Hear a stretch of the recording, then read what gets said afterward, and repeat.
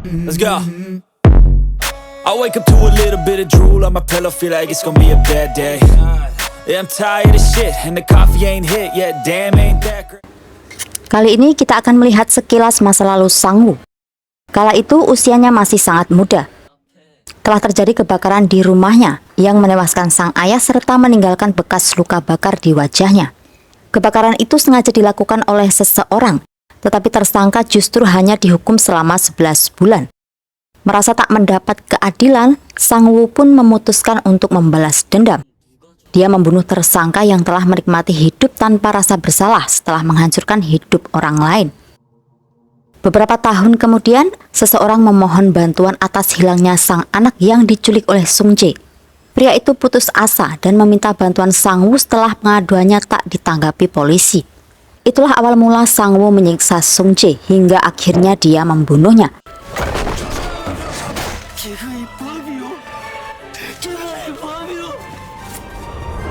Saat baru saja siuman, Sang-woo justru mencekik leher Yuri yang mengobati lukanya. Akhirnya Yuri pun kesal dan pergi. Tetapi tanpa Sang-woo sadari, karena perbuatannya sesak nafas Yuri kambuh. Melihat Sang-woo dibawa masuk, Jae-hwan merasa tak suka karena Sang-woo telah membunuh seseorang. Dia takut jikalau sewaktu-waktu dia bisa membunuh lagi. Tetapi yang lain tak sependapat. Menurut mereka, Sung-jae memang pantas mati. Jika bukan karena Sang-woo, mereka bisa saja dalam bahaya karena berkumpul bersama psikopat yang sesungguhnya. Begitu juga dengan Nyonya Jin.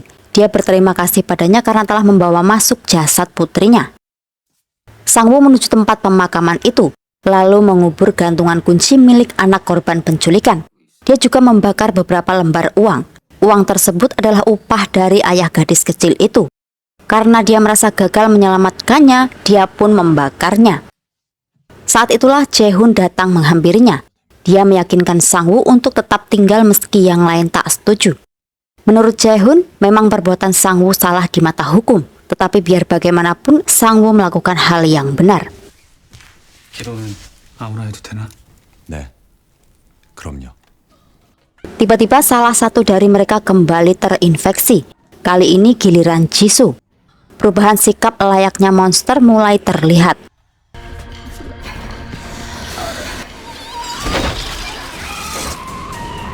Setelah beberapa saat, dia pun mulai mereda.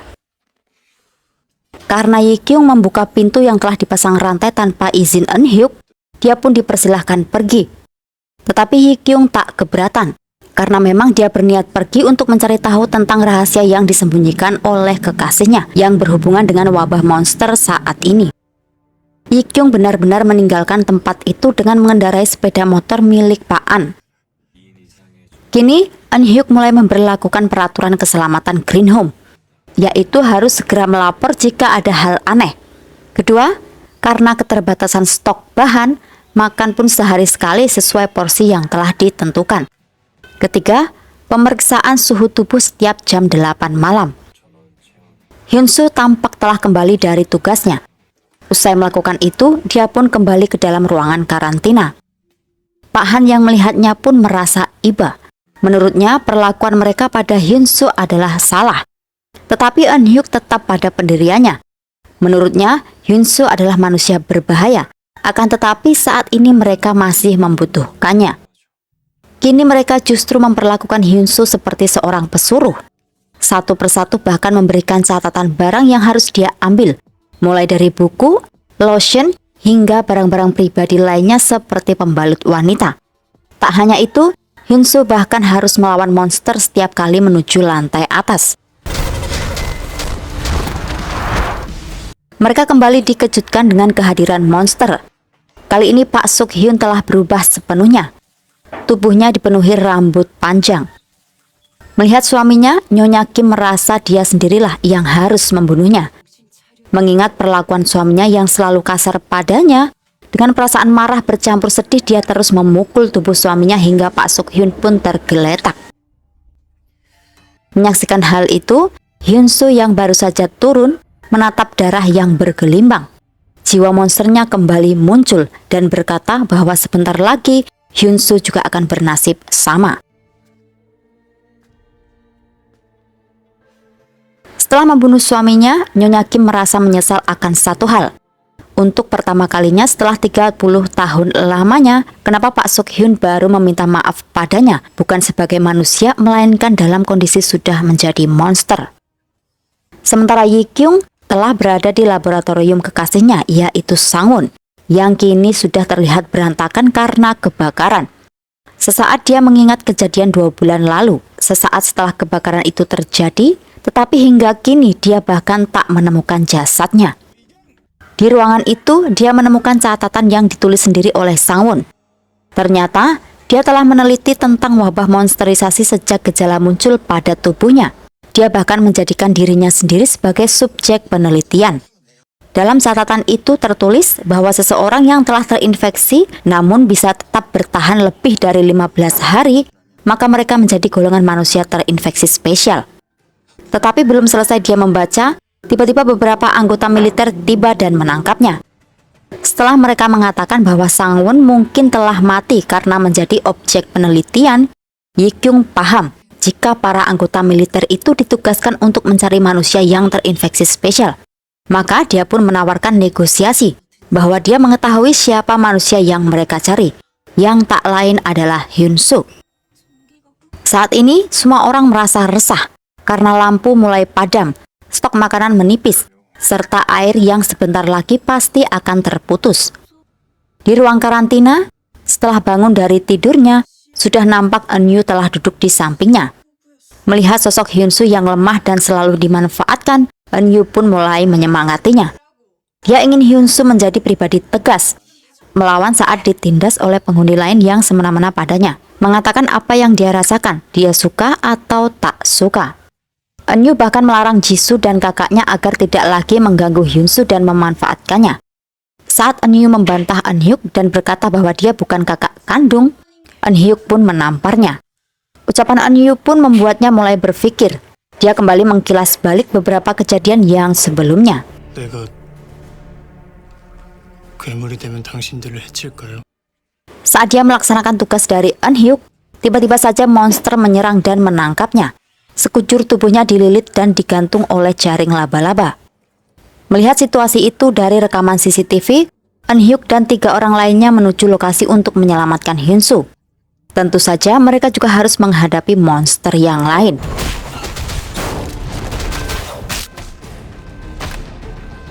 Begitu juga di lantai 1. Monster laba-laba itu kini telah memasuki zona aman mereka. Pak Han dengan keterbatasannya terpaksa menghadapi seorang diri saat monster itu menangkap Soo-young.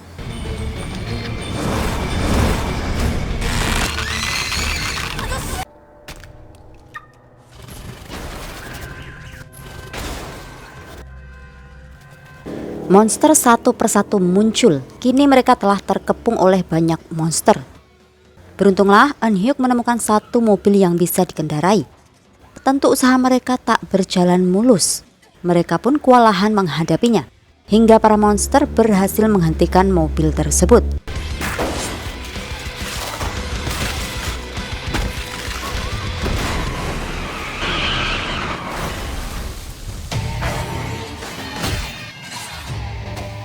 Mereka hampir kalah. Beruntunglah Pak An datang dan menembakkan panah apinya hingga para monster itu terbakar.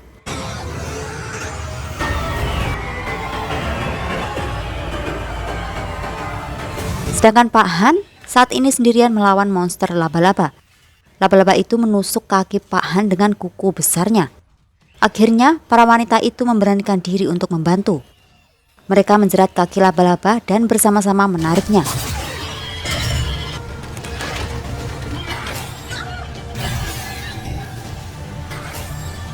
Kemudian Soo-young melemparkan api, membuat si monster mengerang. Setelah terlepas dari tali, Hyun-soo menusuk tubuh laba-laba dengan senjatanya.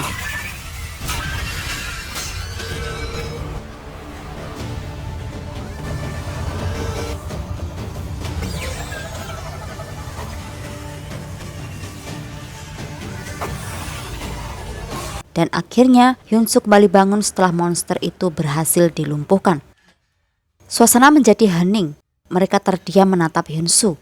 Begitu juga Hyun-soo dengan mata monster yang masih berwarna merah darah, terlihat nafasnya terengah tanpa mengucapkan sepatah kata pun, berjalan terhuyung menuju kamar karantina.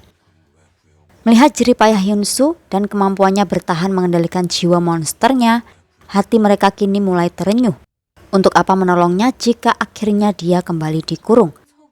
Kemudian langkahnya terhenti setelah Ji-eun mengucapkan kata maaf atas perlakuan mereka selama ini. Kemudian disusul ucapan Eun-hyuk yang kini memberikan kebebasan pada Hyun-soo. Tetapi Hyun-soo tak menjawabnya. Dia melanjutkan langkahnya dan masuk ke dalam kamar. Dalam kondisi yang sulit bernafas, Yuri masih tetap mendahulukan mengobati luka orang lain. 지금 남 치료해줄 때예요? 아까 보니까 본인 숨이 헐떡헐떡 막 넘어가던데. 괜찮습니다. Kemudian dia menghampiri Sang-woo. Dia tak suka melihat sikap Sang-woo yang seolah-olah tak ingin hidup. Sedangkan masih banyak orang-orang yang kematiannya sudah dekat tetapi mereka tetap berusaha bertahan untuk hidup. 천식이랬나? 죽는 건가? 생각해본 적 없습니다. Karena semangat bertahan hidup Yuri itulah, Sang-woo akhirnya memohon pada Yuri untuk mengobatinya. Saat dia membuka bajunya, Yuri pun terkejut melihat luka di pundak Sang-woo yang cukup parah. Pada waktu makan malam, Hyun-soo dan Sang-woo hanya termenung tak kunjung menyantap makanannya. Kemudian Pak An menasehati mereka bahwa jika ingin bertahan hidup, mereka harus makan.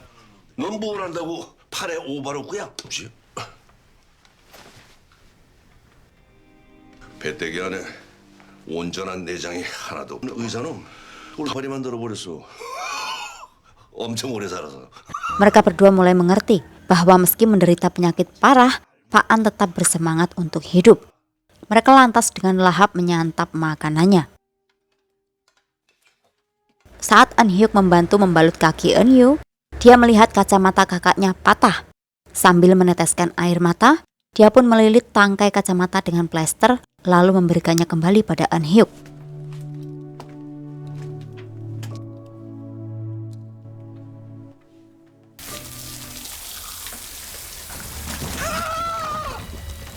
Karena persediaan makanan serta air sudah semakin menipis dan diperkirakan hanya akan cukup untuk 5 hari, Eun-hyuk berencana mencari toko terdekat untuk mencari makanan yang bisa diambil. 길섭 어르신이 정찰도 해주셨고 두식 아저씨는 차량 개조를 시작하셨습니다. 중요한 일이니까요. 성공할 만한 사람이 가야겠죠. Hyun-soo tengah duduk bersama menikmati permainan gitar Jisoo. Saat itu Jisoo memainkan sebuah musik yang belum dia beri judul. Tiba-tiba Hyun-soo mengucapkan kata Sweet Home. Karena mendengar nada itu membuatnya serasa berada di rumah bersama kehangatan keluarga. 고마워. 뭐가요? 이 노래가 제목이 없었거든. 근데 네가 방금 정했어. 스위트홈. Karena merasakan sakit perut hebat, Jisoo mencoba menggedor pintu kamar mandi berkali-kali saat di dalam masih ada Eun-yu yang tengah duduk mendengarkan musik. Bukannya bergegas keluar, Eun-yu justru tetap tak peduli. Tetapi kemudian dia segera membuka pintu setelah mendengar Jisoo jatuh dan tak sadarkan diri. Awalnya dia mengira Jisoo kesakitan karena akan berubah menjadi monster. Tetapi setelah Eun-hyuk memeriksanya, ternyata Jisoo menderita radang usus buntu. Jika usus buntunya pecah akan sangat berbahaya. Bakteri bisa menyebar ke seluruh tubuh dan bahkan berisiko kematian. Karena Eun-hyuk pernah kuliah kedokteran, mereka sepakat agar dia melakukan operasi untuk Jisoo. Tetapi sebelum itu, mereka harus mencari perlengkapan operasi, obat bius dan sebagainya ke rumah sakit terdekat. Karena Hyun-soo dan Sang-woo tak begitu paham akan alat-alat tersebut, maka Yuri memutuskan untuk ikut pergi.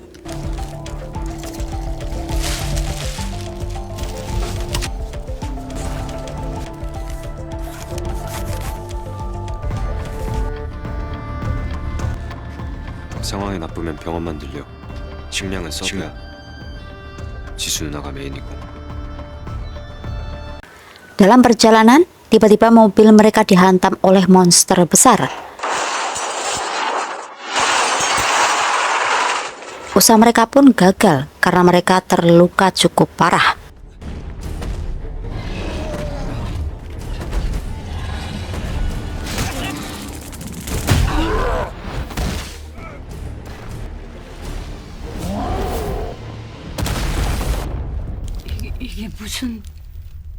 작전은 실패했어요. Karena kondisi Jisoo yang sudah sangat darurat, Eun-hyuk terpaksa mengoperasinya tanpa obat bius. Kini pilihannya sama, Jisoo bisa saja mati menahan ranjatan. Yang kedua, meskipun operasi berhasil, resikonya adalah infeksi yang juga bisa menyebabkan kematian.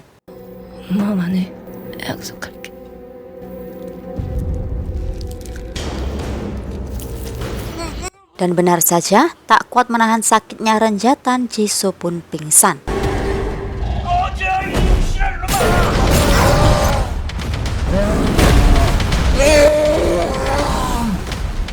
Hyunsoo sempat bertarung melawan monster itu. Kemudian Pak An datang membantunya. Karena gagal membakar sang monster, Pak An pun hampir tewas. 살아.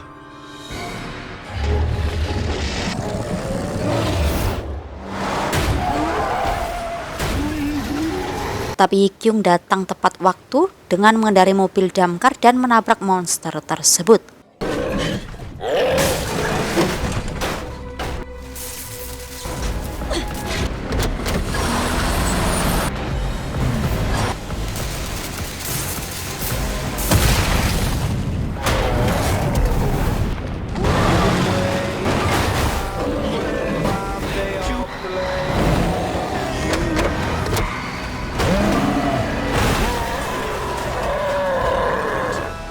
Setelah berjuang melawannya, akhirnya monster raksasa itu berhasil dikalahkan.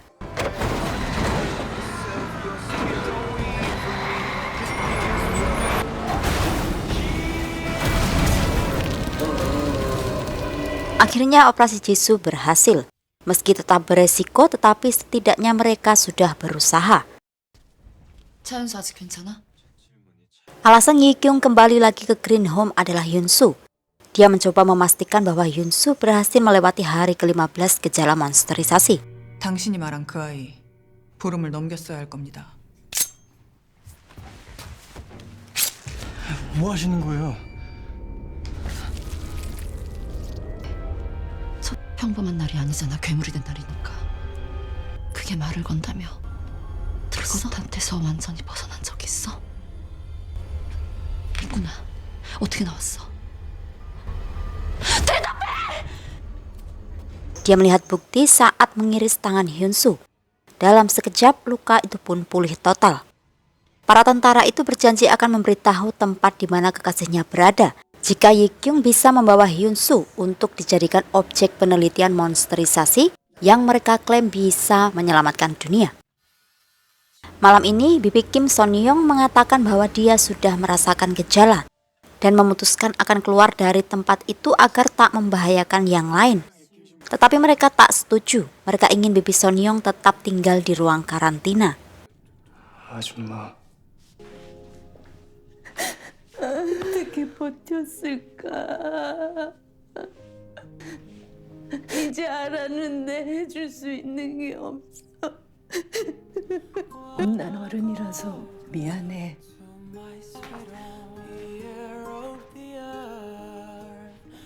Seperti biasa, Hyunsoo yang selalu menyendiri. Datanglah Eun-yu yang kembali memberinya semangat agar melawan pada siapa saja yang menindasnya. 누가 너한테 족같이 굴 땐 빡빡빡빡 빡! 이거 접고 그냥 이렇게 해. 약속. 축하해. 첫사랑이네.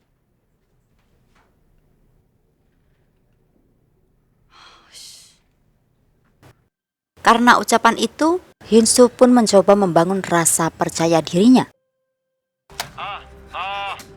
야 들려? 들리냐고? 안 들려?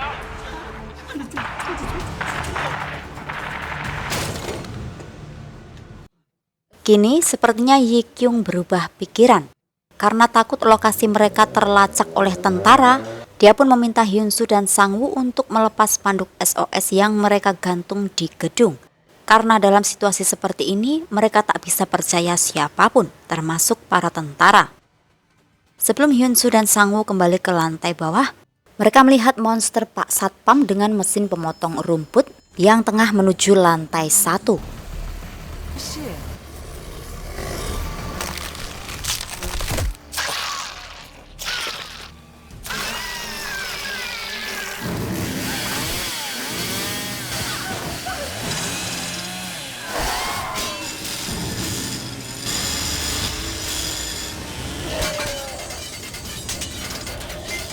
Karena situasi sudah sangat mendesak, Hyun-soo pun memutuskan untuk terjun ke lantai 1.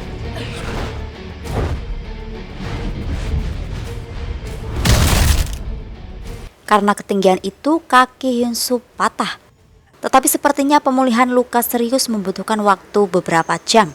Dan dia pun terlambat hingga tak sempat menyelamatkan Jae-hoon yang melawan monster itu sendirian.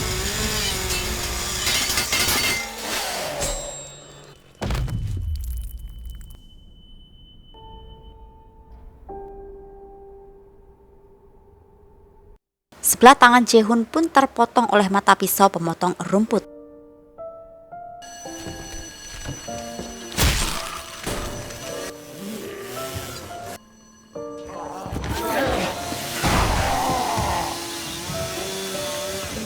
Jae-hoon sengaja mendorong monster itu masuk ke dalam lift. Setelah berhasil menjeratnya, dia meminta yang lain melemparkan api. Mereka sempat ragu, tetapi karena Jae-hoon memaksa, sekaligus adalah satu-satunya cara untuk membunuh monster itu. Dengan terpaksa akhirnya Eun Hyuk pun memberanikan diri melempar api tersebut.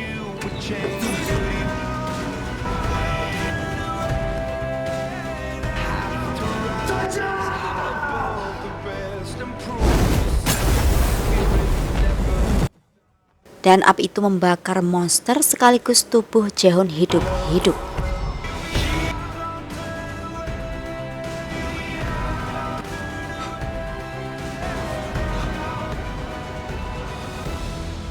Pada saat jasad Jae-hoon dikubur, Jisoo kembali teringat ucapan terakhirnya sesaat sebelum bertarung melawan monster.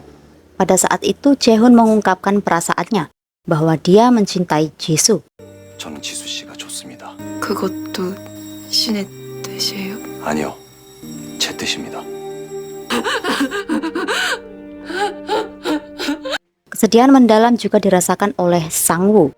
Karena Jae-hoon lah orang pertama yang merangkulnya di saat semua orang tak percaya dan menjauhinya. 실컷 마셔라. Ingin bisa bertahan hidup seperti Hyun-soo, Bibi Son-young menghitung hari dari mulai dia mendapat gejala. Dan hari ini tepat dia sudah melewati hari ke-10. Dia terlihat optimis dan yakin karena hanya kurang 5 hari sebelum dia berubah menjadi monster. Di tempat lain terlihat jasad para anggota militer. Tapi tak ada tanda-tanda penyerangan monster. Mereka murni tewas karena ulah manusia. Ibu jari mereka bahkan semua terpotong. 찾아야겠습니다. 태워버려. Pak Han yang mengetahui bahwa di gedung itu terdapat sebuah terowongan, berniat menemukannya yang nantinya akan dijadikan tempat persembunyian yang paling aman. Karena bertarung melawan monster akan sangat berbahaya. Dari kejauhan, Pak An dan Yi Kyung melihat mobil militer yang melintas. Yi Kyung pun sempat merasa heran hingga dia teringat sebuah remote yang diberikan oleh anggota militer beberapa waktu lalu. Merasa ada yang tak beres, Pak An berpesan pada saat seperti ini ada baiknya untuk tak percaya pada tentara. Tak berapa lama mobil militer itu telah sampai di gedung Green Home. Mobil itu tiba-tiba menerjang pintu utama lobi. Pria-pria bersenjata turun satu persatu dari dalam mobil, tetapi tak tampak seperti para anggota militer. Ternyata mereka adalah segerombolan penjahat yang telah merampok dan mencuri senjata serta mobil anggota militer. Tanpa berbasa-basi, ketua penjahat yang bernama Jung Sop itu segera menghampiri salah seorang anggota militer yang kabur darinya beberapa waktu lalu.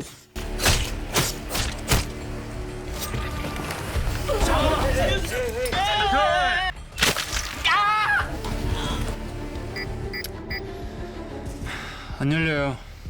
또 꽝이야? 숨어 있는 것들 싹 다 찾아와. Mereka menyandra para penghuni Green Home di lobi, dan sebagian dari mereka menggeledah ruang lain untuk mencari orang yang masih tersisa. Sebelum Sang-woo bertemu mereka, Pak An terlebih dulu menghadangnya, mengalihkan perhatian mereka agar Sang Woo bisa lolos.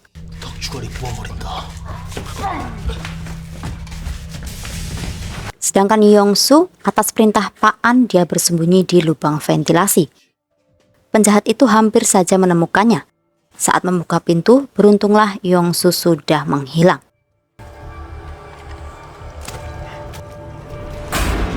Dengan hanya sebuah garis melingkar di lantai, mereka diminta untuk tak melewati garis tersebut. Penjahat itu mengancam siapa saja yang berani melewatinya akan mati. Dan benar saja, ancaman itu bukan main-main.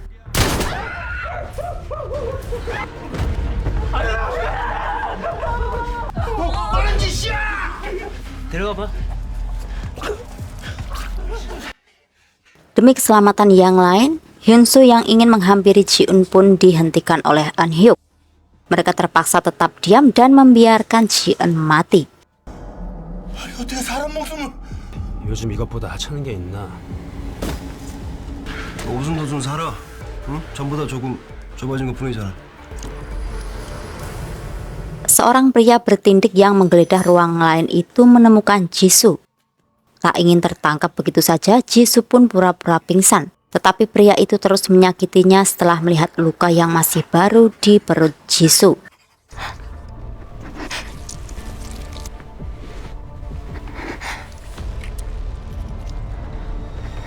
Aksinya terhenti saat salah satu dari mereka datang, yaitu Uimyong. 그러다 죽어요. 중섭 씨한테. Mereka berdua akhirnya keluar meninggalkan Jisoo setelah Uimyong memperingatkannya untuk tak membuang-buang waktu melakukan hal konyol jika tak ingin ketua mereka murka. Jungsop mulai menawarkan kerjasama meskipun hal itu tak akan menjamin keselamatan penghuni Green Home. Dia menyampaikan salah satu peristiwa yang terjadi di suatu gereja. Seluruh jemaat gereja itu tewas, tetapi anehnya tak ada tanda-tanda monster, melainkan mereka saling membunuh. Jungsop menyimpulkan bahwa kini bukanlah saatnya mencemaskan monster, sebab yang sesungguhnya paling menakutkan adalah manusia. 제일 무서운 건 사람이거든. Karena senjata mereka yang tak seberapa, Eun-hyuk berencana akan menuruti semua perintah Jungsop sampai mereka punya peluang untuk mengalahkannya.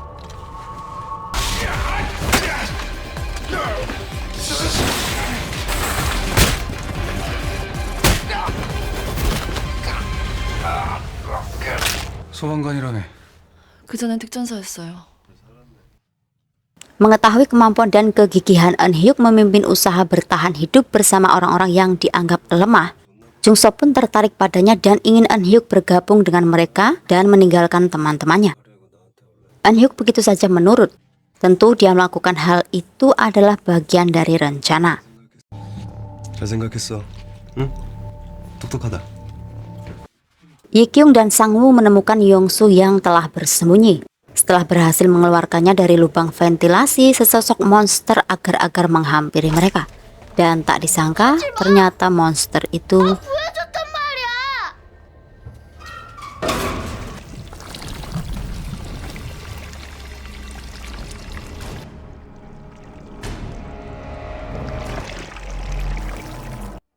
meski Eun-hyuk sudah mengatakan bahwa bibi Sun-young yang telah mengalami gejala tak akan menyakiti siapapun, tetapi nampaknya Jungsop tetap ingin menghabisnya.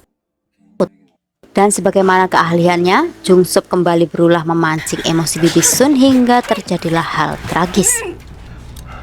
잘 배워.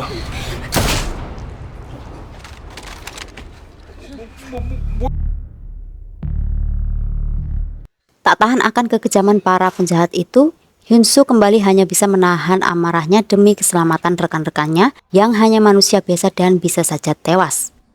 Begitu juga Eun-hyuk. Melihat bibi Sun yang tewas dalam kondisi masih manusia, dia pun sampai tak tega untuk mengumumkan kematiannya. Beberapa saat kemudian kesempatan melawan mereka dapatkan setelah Yi-kyung tiba dan menghajar salah satu penjahat.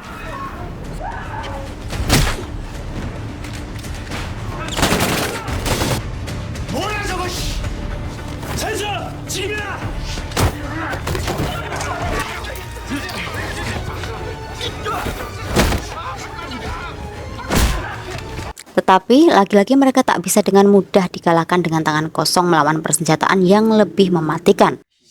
Mereka terpaksa melepaskan beberapa penjahat yang berhasil dilumpuhkan karena nyawa Eun Hyuk terancam. Tetapi tiba-tiba Bibi Sunyong kembali bangkit sebagai monster dan menghampiri mereka. Beberapa kali tembakan pun kini tak lagi mempan baginya.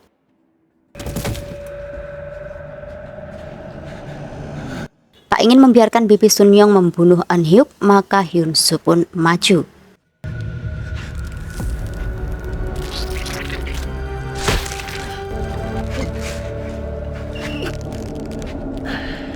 Meski terpaksa serta dipenuhi rasa penyesalan, biar bagaimanapun dia harus membunuh kembali Bibi Sunyong.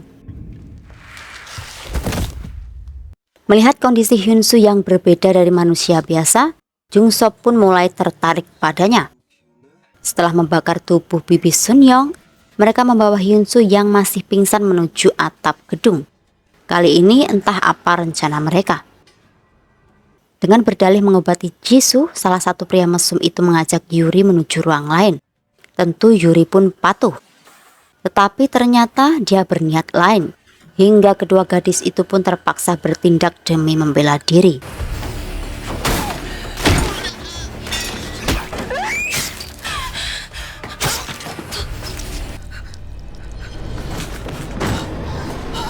Kini para sandera lain bisa sedikit merasa lega setelah Yi Kyung kembali datang dan menghabisi satu penjahat yang ditugaskan mengawasi mereka seorang diri.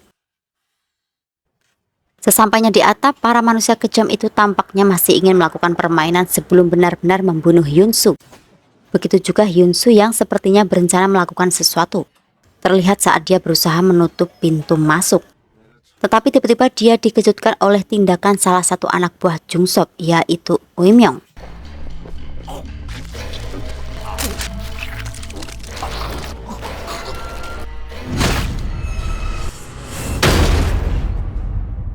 Ternyata pemuda itu juga sama seperti Hyun Soo, seorang yang terinfeksi spesial atau manusia setengah monster yang telah bisa mengendalikan diri.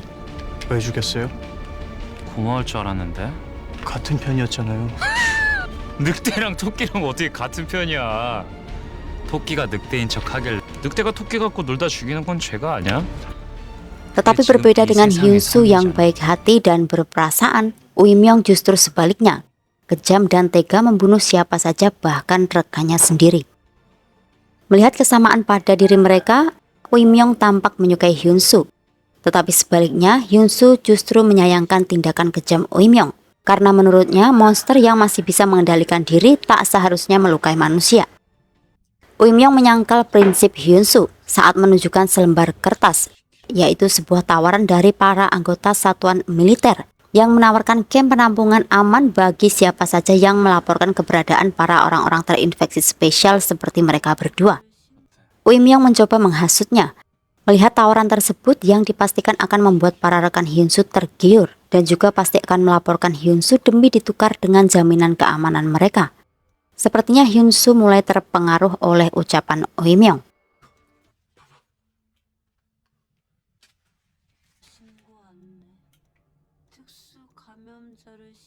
Salah satu penjahat yang telah melihat sisi monster Ui Myung juga menyampaikan informasi itu pada para penghuni Green Home. Tentu saja mereka kini mulai berpikir dan merasa mendapat harapan selamat jika bisa melaporkan Hyun Soo.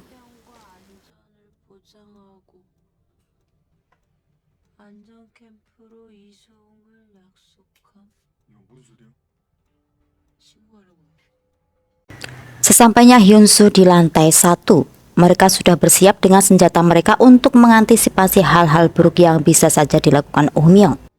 Tetapi mereka terkejut dengan sikap Hyun Soo yang tiba-tiba berubah ketus dan memihak Ui Myung. 쉬워요. 날 구해줬어요. 지구편도 죽여본 놈이야. 근데 저 새끼 믿냐? 나는 믿어요? 이 사람 나랑 같아요. 제가 그랬어요. 어쩔 수 없었다는 거 알아? Melihat jiwa Hyun Soo yang masih sangat lemah dan penuh belas kasihan, tak hentinya rayuan dan hasutan dia lontarkan. Dia pun menceritakan penderitaan yang dia alami saat menjadi objek penelitian yang dilakukan para profesor kejam beberapa waktu lalu. Sebelum akhirnya dia mulai menyadari bahwa yang terjadi pada diri mereka adalah suatu evolusi manusia. Dia bahkan mengajak Hyunsu bergabung bersamanya dan akan mengumpulkan lebih banyak lagi orang-orang seperti mereka.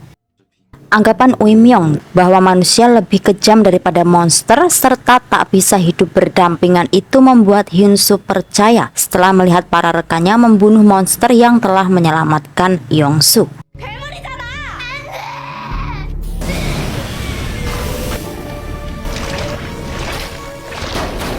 당신 말이 맞나 보여. 아니랑 괴물은 공존할 수 없다는 거. 없는 일이지. Setelah memahami situasi yang tak pasti saat ini, pemikiran Eun-hyuk tak seperti yang kita duga. 지금 우리 살자고 현수를 팔아먹자고? 그런 소리는 한 적 없는데 어떻게 안전을 확보한다는 거야? 그럴 수 없는 상황에서 너무 확실하게 약속한다는 건 진짜가 아닐 확률이 높지. Saat berniat mendiskusikan hal itu, Hyunsu menolaknya. Tetapi akhirnya mereka tahu tentang rencana jahat para petinggi negara. 이 사태에 대한 군의 최종 작전이야. 인간과 괴물을 구분할 수 없다면, 또 인간이 언제 어떤 괴물이 될지 예측할 수 없다면 최대한 많은 지역을 청소한다. 설마 군대는 구하지 않아요. 스스로 살아남아요. Mengetahui hal itu membuat Yi Kyung akhirnya menyerahkan tombol sinyal yang diberikan para anggota militer beberapa saat lalu pada Eun-hyuk. Kini dia pun menyerahkan segala keputusan pada Eun-hyuk dan tak lagi berniat memanggil tentara yang justru hanya akan menghabisi mereka. Tetapi tanpa mereka ketahui, dari sudut lain, Jae-hwan sedang menguping pembicaraan mereka. Sepertinya dia merencanakan sesuatu. 여기서 죽을 순 없다고. Pak Han yang sudah terinfeksi itu kini mulai merasa takut dan cemas dengan perubahan yang akan terjadi pada dirinya. Bukan takut akan kematian, tetapi dia lebih takut karena tak bisa menjaga Soo-young dan Yong-su seperti apa yang pernah dia janjikan. Sementara Pak An kini tampak berusaha sekuat tenaga guna menemukan lokasi pintu ruang bawah tanah. Mengabaikan rasa lelahnya, dia bertekad terus menggali sudut demi sudut. Terlihat Sang-woo tengah menggendong Yuri yang sekarat karena tak bisa bernafas. Diketahui bahwa obat asmanya telah habis. Maka dari itu dia pun berniat membawa Yuri keluar guna mencari obat. Tetapi tiba-tiba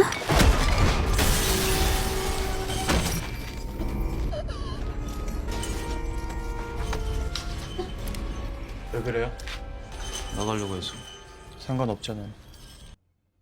melihat kondisi Yuri, Hyunsu masih merasa iba.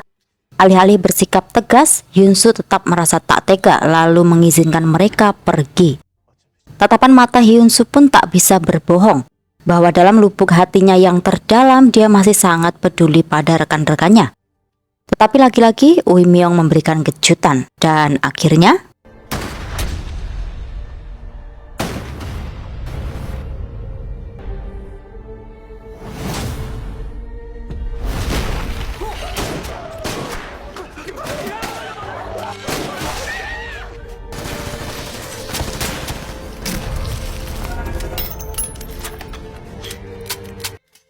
menyaksikan rekannya dibunuh dengan keji. Tentu Hyunsu tak tinggal diam. Mereka berdua kini saling mengadu kekuatan. Saat itu dia baru mengetahui bahwa monster bibi Sun-young yang bangkit beberapa saat lalu ternyata adalah ulah Uimyong. Dia sengaja melakukan hal itu untuk memprovokasi Hyunsu.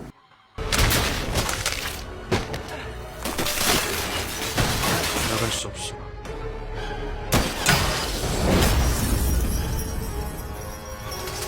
Tak tahan dengan kelicikan dan kekejaman Uimyong, amarah Hyunsu pun membara hingga akhirnya mencapai puncak kekuatan yang sesungguhnya.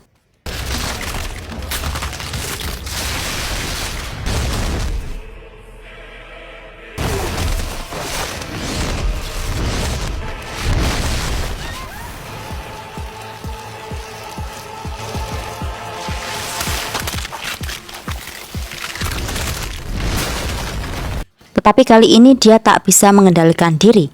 Saat hampir saja melukai rekan-rekannya, tiba-tiba Pak Han merangkul dan menenangkannya.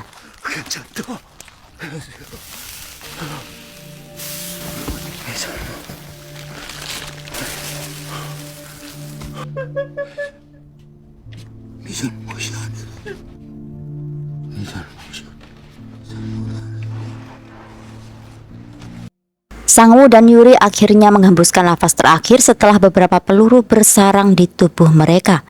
Begitu juga Pak Han yang tewas setelah sayap mematikan Hyun-soo menembus tubuhnya. Saat baru sadar, Hyun-soo menjadi hilang ingatan. Dia tak ingat apa yang terjadi sebelumnya. Tetapi saat melihat Pak Han yang sudah tak bernyawa, air matanya begitu saja menetes dan hatinya merasa sangat sakit tanpa mengetahui siapa pria yang ada di hadapannya itu. 이왕 기억 못할 거면 힘든 기억까지 같이 잊었으면 좋겠네. 이렇게 버텨. 너를 위해. 너 이제 나랑 약속한 거야. 그리고 우리를 위해서. Setelah memberikan hadiah terakhir titipan dari Pak Han kepada anak-anak, Pak An pun juga menyusul kepergiannya. Dia meninggal dalam damai setelah menggali dan akhirnya menemukan lorong rahasia di gedung tersebut. 결국 어르신이 찾은 거예요. 이제 편히 쉬세요. Dan itu juga adalah hadiah terakhir Pak An untuk anak-anak muda itu agar bisa selamat dari kejaran para monster. Bersama dengan kenangan terakhir mereka yang telah tiada, hari itu juga butiran-butiran salju berjatuhan yang seolah memberikan kedamaian serta harapan bagi mereka yang ditinggalkan. Dari sudut lain terlihat jiwa monster Uimyong bangkit dalam wujud gumpalan darah. Sosok itu bahkan menggerakkan mobil militer menuju suatu tempat. Entah tubuh siapa lagi yang akan dia pakai kali ini. Kejutan kembali menghampiri mereka. Kali ini benar-benar adalah para anggota militer. Jumlahnya pun tak sedikit. Di tengah dinginnya hujan salju, sorot lampu-lampu mobil itu menerpa kegelapan malam. Mereka bersiap dengan senjata masing-masing dan mengepung area gedung Green Home. Mereka mengumumkan untuk menyerahkan orang yang terinfeksi, sementara para penyintas atau orang-orang yang belum terinfeksi akan dibawa ke kamp penampungan. Setelah melihat kedatangan para tentara, Eun Hyuk dan Yi Kyung baru menyadari bahwa remote sinyal itu telah dicuri. Dan benar saja, Jae-hwan lah yang mencuri dan menekan tombol itu hingga para tentara akhirnya menemukan lokasi mereka. Tetapi mengingat rencana tersembunyi para tentara yang pada akhirnya hanya akan menghabisi mereka, mereka pun tetap diam dan bersembunyi. Tetapi tidak dengan Hyun-soo. Secara sukarela dia bahkan berniat keluar untuk menyerahkan diri. Hal itu sempat dicegah oleh Eun-yu dan Yong-soo. Tetapi tiba-tiba suara ledakan dari lorong bawah tanah karena ulah salah satu anak buah Jung-sop itu membuat para tentara salah paham, hingga membuat mereka menembaki area gedung tersebut. 무기를 가지고 있는 것 같습니다.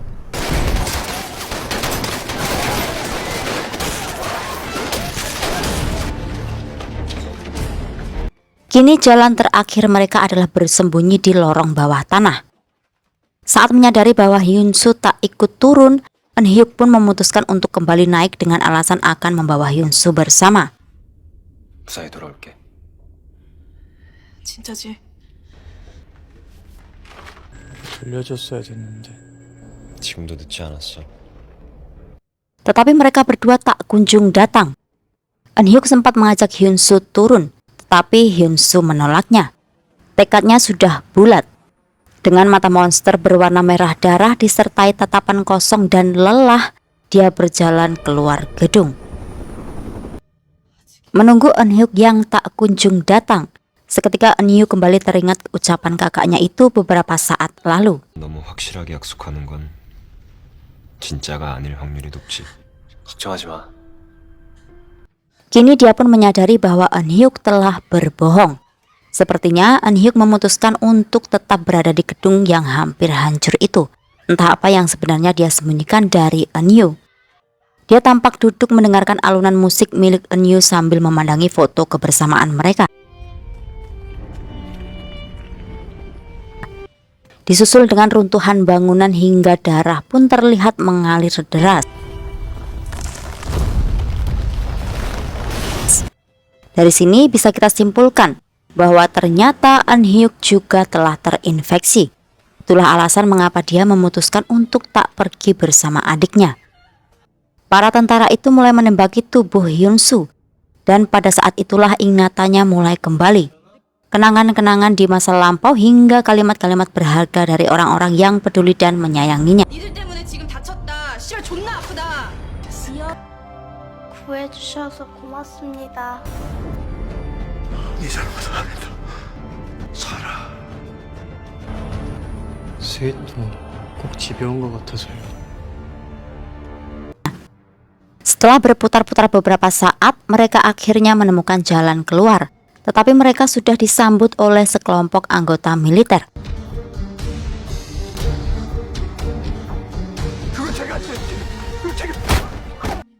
Karena mengetahui bahwa bukanlah Yi Kyung yang menekan tombol tersebut, melainkan Jae-hwan, sang ketua tim menganggap bahwa Yi Kyung mengingkari kesepakatan mereka. Tetapi dia masih memberi Yi Kyung kesempatan dengan berdalih akan memberikan informasi keberadaan kekasihnya. Dan dari sinilah akhirnya Yi Kyung memutuskan bergabung bersama pasukan khusus tentara militer sebagai ganti keselamatan dan keamanan para penghuni Green Home yang masih tersisa. 꼭 살아남아요.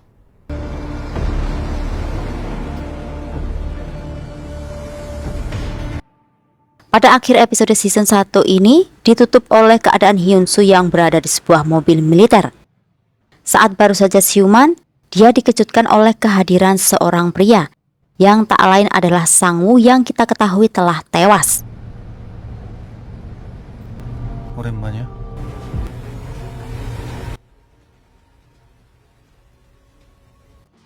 Tetapi tampak dia berbeda dari Sang-woo yang Hyun-soo kenal dan saya idolain sebelumnya.